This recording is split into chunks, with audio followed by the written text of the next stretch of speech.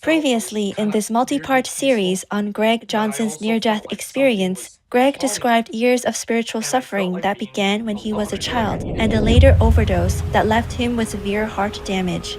Years later, at a hidden canyon river, he sat alone on a rock, listening to the water. In the stillness, he heard his damaged heartbeat stop almost like a flat line, and beat again, and he felt himself inching toward death. As a door opened onto a dark path, Greg moved through the darkness, saw his body disappear, and eventually found himself before a being of light. She took him through the stars until Earth was long gone. Then he arrived before a council of beings who said they had been waiting for him since before he was born. When they opened a door in the center of their circle, Greg walked through and says he met God in all his glory. But the first thing I'll say is that he was absolutely massive. He is so big you can't even fathom the size of it.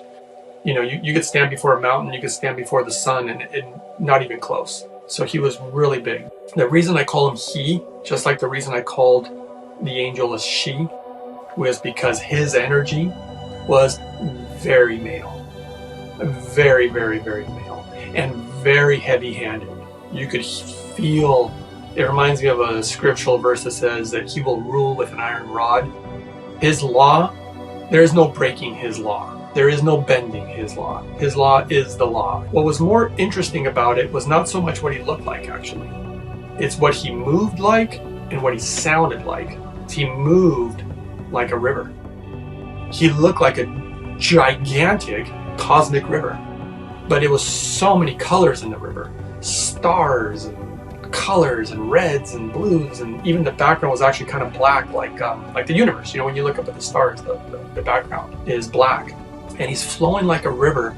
And again, a lot of this stuff was very instinctual. I literally start walking right into him, and it looked like probably like a scene out of a movie, because it looks like I'm walking into a river, and I'm just walking into him up until I'm probably about to my waist deep.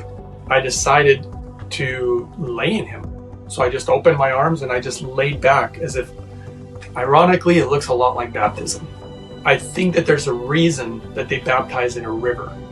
Honestly, I think the river and the wind are the closest things that you'll ever see that look like God.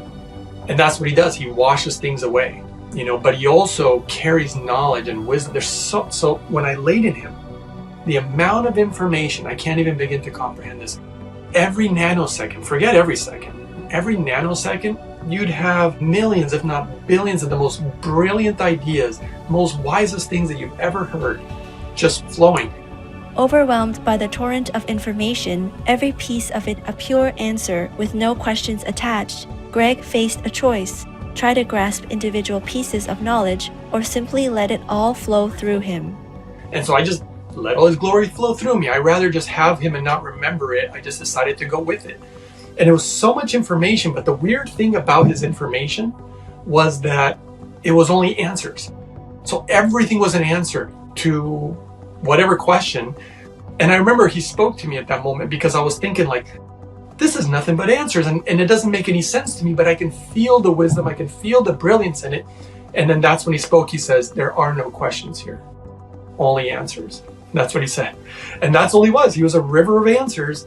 And all you have to do is figure out the right question. But he was nothing but answers. He was nothing but light. I knew when I was a kid and I was feeling that emptiness and that pain, I just felt instinctively. I don't know how I knew this. I just knew that he was the only thing that could quench that thirst or make that pain subside. And when I was with him, I didn't feel empty anymore. I just had my father back. I just wanted to be with him. I just missed him. I was shown a lot of things. I was shown how he had chosen me for this. Apparently I volunteered. I didn't even know any of this stuff. Apparently I volunteered to come to Earth. I came here to want to do something actually for him. Something that would carry out his will on Earth.